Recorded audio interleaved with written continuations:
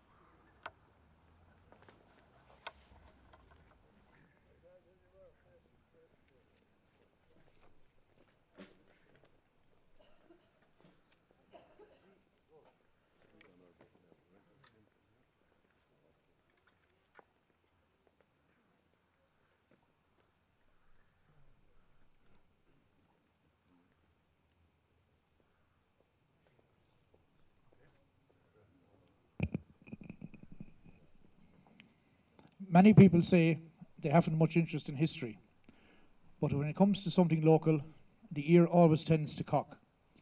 A person's home place, its stories and its history will always hold a corner of their heart wherever they roam. Templemore, for a small town in rural Ireland, has a magnificent history attached to it. To that end, we are extremely grateful to the efforts of the late Paul Walsh, who worked tirelessly to preserve the history of our town, culminating with his excellent production, A History of Templemore and Its Environs, in 1991. We are delighted today to welcome back to Templemore one of our own, Paddy Gleeson, and his wife Bridie. Paddy will now read an excerpt from Paul's book detailing the events of the 13th of February 1922.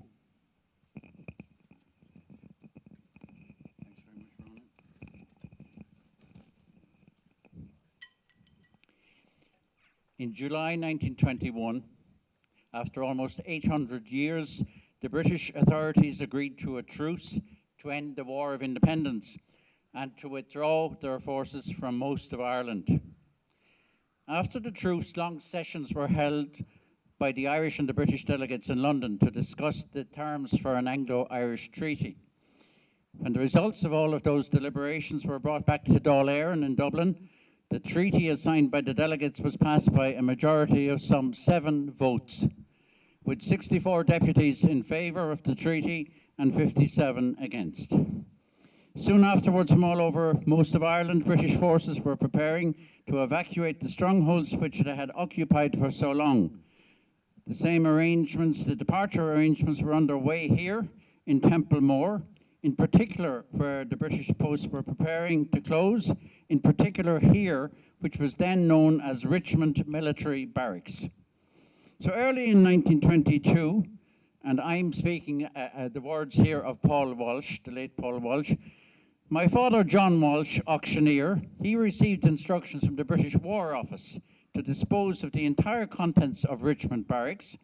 He considered it would take about a month to dispose of all of this property, and he advertised the sale to commence on this very day, the 13th of February, 100 years ago.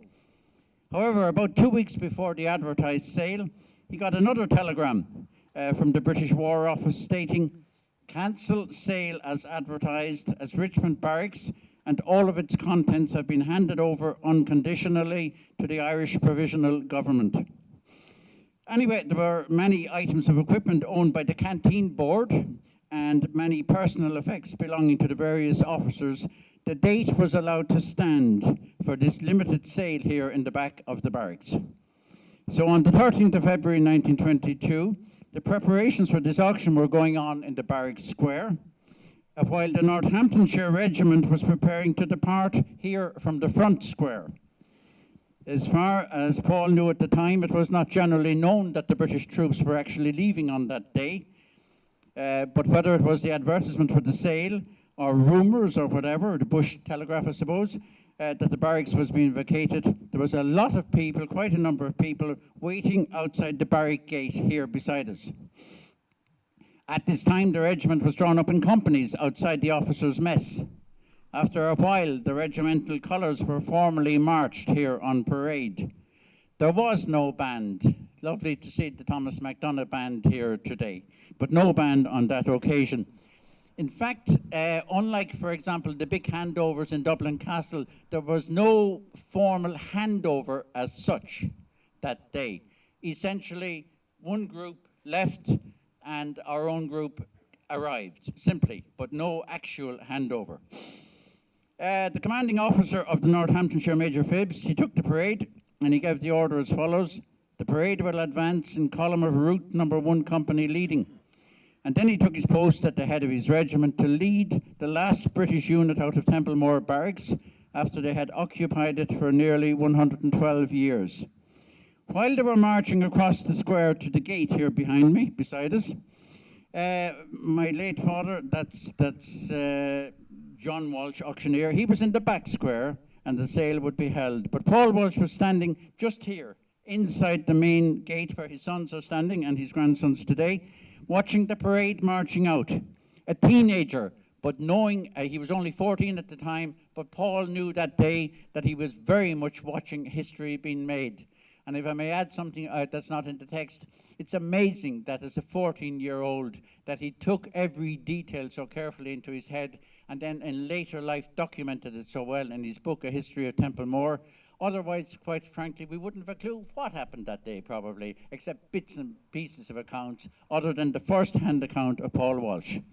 So following the last company marching out, there was some horse transport with the transport officer bringing up the rear. And then walking beside him was the barrack caretaker, Mick Dunn, a well-known local man. The officer locked the big bar securing the main gate here, handed the key to Mick and said, "Goodbye now, Mick." Very brief words indeed, very brief indeed.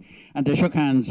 And Mick waited till he went out the gate here through the wicket gate, and then he went back to his quarters. Paul Walsh said, "I was now alone in the front square at the main gate. Between the main gate and the wicket gate was a ladder leading to a platform overlooking the barrack wall. Went up there and I saw the crowd outside, and amongst them I recognised the officer commanding the 2nd Tipperary Brigade, Commandant Jimmy Leahy, and Brigade Adjutant Captain Michael Hines. They were wearing Sam Brown belts and revolvers, so I knew they were here on orders from their headquarters to take over the barracks from the British troops. I knew both of them well. Major Phibbs was surely made aware by his headquarters that when he carried out his orders to vacate the barracks with his regiment, that the volunteers would be taking it over. But anyway, he left before the volunteer representatives arrived, and he did absolutely nothing to facilitate the handover. He even left the main entrance gate and the wicket gate here beside us locked tight. Anyway, Paul Welch says, "I climbed down the platform and unlocked the wicket door and went over to the volunteer officers. Paul said, I felt very important as I said to Commandant Jimmy Leahy, there is no one in here now, are yous coming in?" So very nicely put again. Both of them entered through the wicket door, and then Jimmy Leahy turned back and said, "Paul, you go up to Abbey Cottage now, just beside the town and headquarters of the 2nd Battalion, and tell Sean Scott, officer commanding the 2nd Battalion, to send over a guard party to the barracks here and have the remainder of the battalion, now mobilised at headquarters, march over here." As an afterthought, he called me again. He said, "There's a Model T Ford car over there. Tell the driver to take you over to Abbey Cottage and bring back the guard." At Abbey Cottage, I met Commandant Sean, or sometimes known as Jack Scott, and told him my instructions, and he named the members of the guard who were to travel over by car. The rest of the battalion prepared to march over, and all were armed with 303 rifles. When we arrived back here at the barracks, the guard we brought over went into the guard room at the main gate, and they were the first Irish volunteers under arms to enter the gates of this barracks. The first Irish volunteer sentry posted outside the guard room was Captain Martin Deegan from Clonmore. The remainder of the battalion then arrived, about 80 men from Abbey Cottage. They arrived and marched into the front square. So to conclude, 2 lines really. This old British fortress in Ireland was now in the hands of the Irish volunteers, Óglaigh na hÉireann. These are the details, as written down by Paul Walsh, the details of the taking over on this very day in 1922 of Richmond military barracks from the British Army. Thank you very much.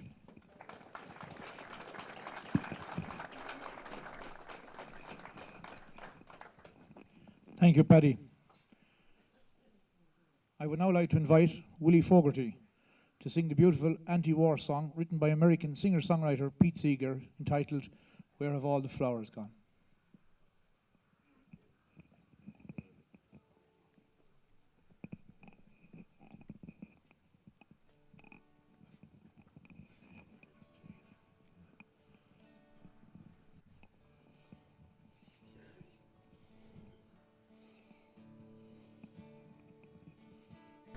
Where have all the flowers gone? Long time passing. Where have all the flowers gone? Long time ago. Where have all the flowers gone? Young girls pick them, every one. When will they ever learn? When will they ever learn?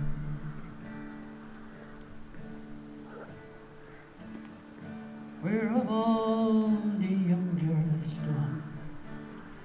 Long time passing. And where have all the young girls gone? Long time ago. Where have all the young girls gone? They've taken husbands, everyone. When will they ever learn? When will they ever learn?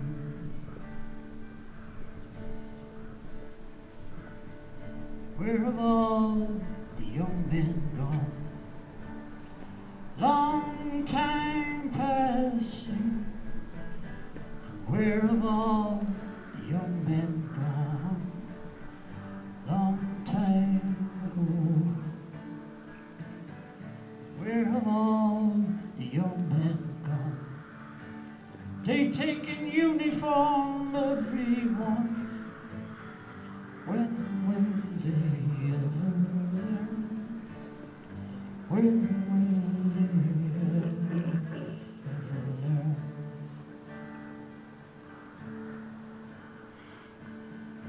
Where have all the soldiers gone? Long time passing. Where have all the soldiers gone? Long time ago. Where have all the soldiers gone? They're taking graveyards, everyone. When will they ever learn? When will they ever learn?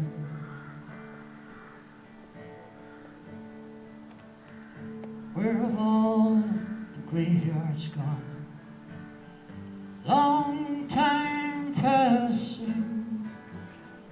Where have all the graveyards gone? Long time ago. And where have all the graveyards gone?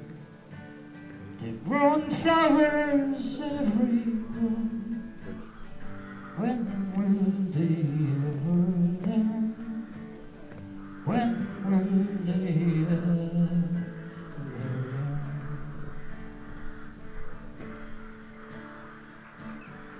Where have all the flowers gone? Long time passing. And where have all the flowers gone? Long time ago.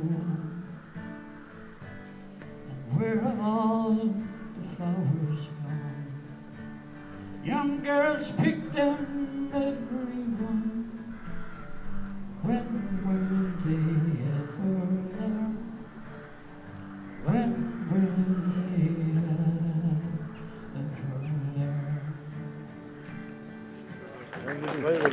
learn?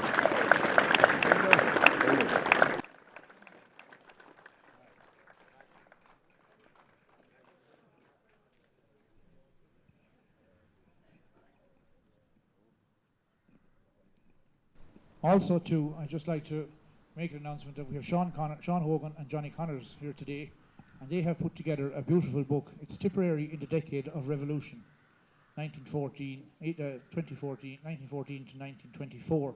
That book is on sale here today for a fiver, detailing all the different things that have happened. So you'll see John and Sean walking around, and for €5 it's well worth a purchase. Thank you. I would now like to call on Peter Lanigan, who will lay a wreath on behalf of the Pierce McCann branch of Treefarra in memory of all soldiers who have served in this barracks.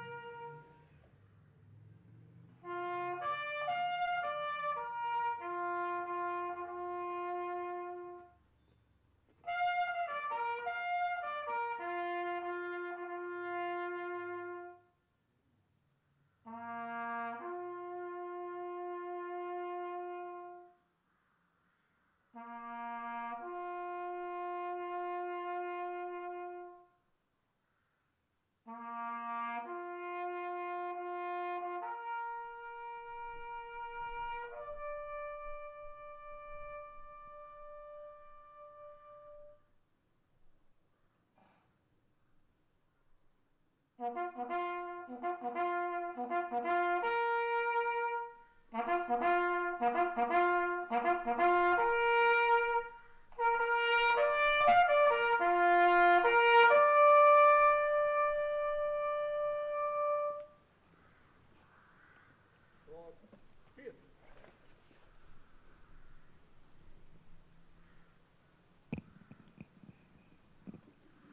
now call on Eddie Laffan, himself a retired member of the Defence Forces, to read his own composition entitled Lowering of the Colours.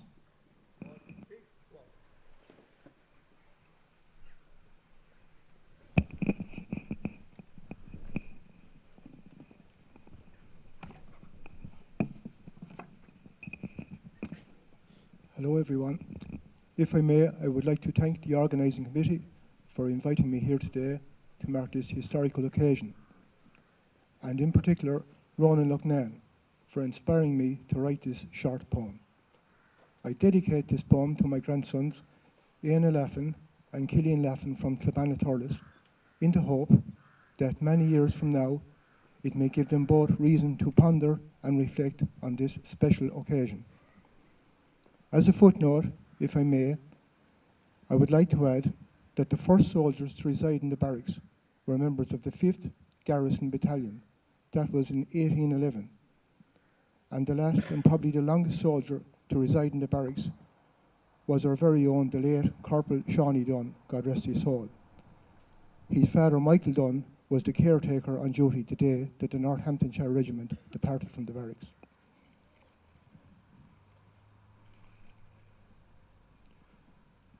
The title of my poem is The Northamptonshire Regiment, The Lowering of the Colours. And so we begin. They lowered their flag, the last task was done, and they folded it tightly for the journey to come. Where would it unfold? Where? We'd never see. Far away from old Ireland, a free state to be. So across the square and out the gate, the Northamptonshires marched, for they had a date with a train, and not downtown. Not downtown or out around, for they were leaving now, and homeward bound. And so they marched to the beat of the drum, lines of soldiers in the bright day sun. Their brass shine bright, their boots like glass. We'll see you again, Paddy, they said as they passed. There were tears of joy and tears of woe, with good luck to all friends and bad luck to our foe, with thoughts of their outcome and where would they go on leaving this town, who'd ever know. So Richmond was gone, a thing of the past, and the work that it gave, how long did it last? For the bakers and butchers, to mention a few, they all lost their income, there was nothing to do. Old Empire did struggle, for the empire had passed. But 3 cheers for old Ireland and freedom at last. And we'll think of those soldiers wherever they lay. God rest them and keep them till the last judgment day. Thank you.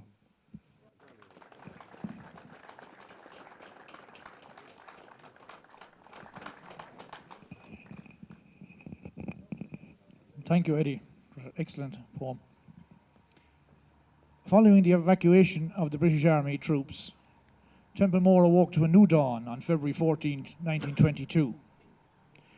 To reflect that new beginning, Cillian Roach and Gillian Fogarty will now perform The Dawning of the Day.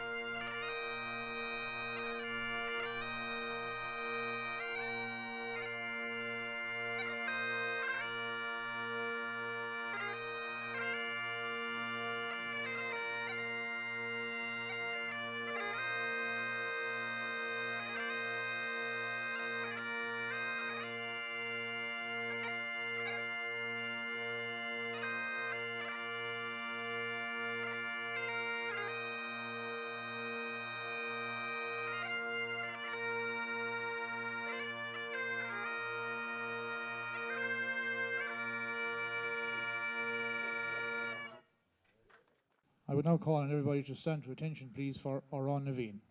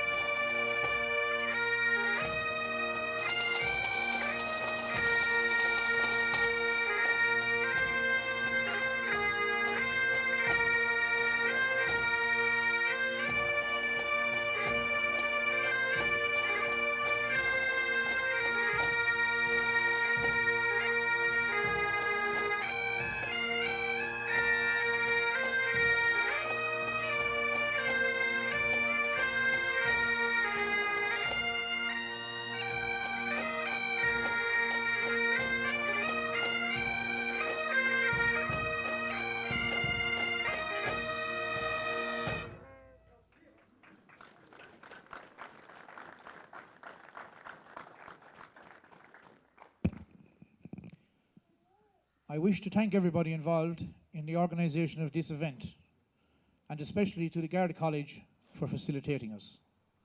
I would also like to invite all present to join us for refreshments in the Macaulay Centre following our conclusion. History sometimes depends on who writes it down.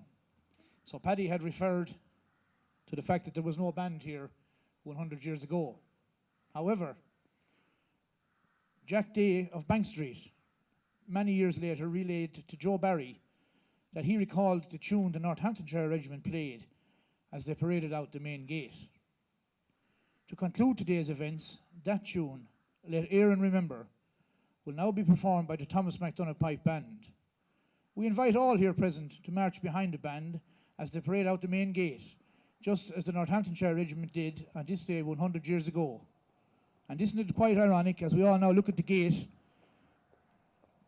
that Paul Walsh opened 100 years ago, and he was then sent for Jack Scott. We now have two grandsons, John Scott and Paul Walsh, the same name, to open that gate, just as they did 100 years ago.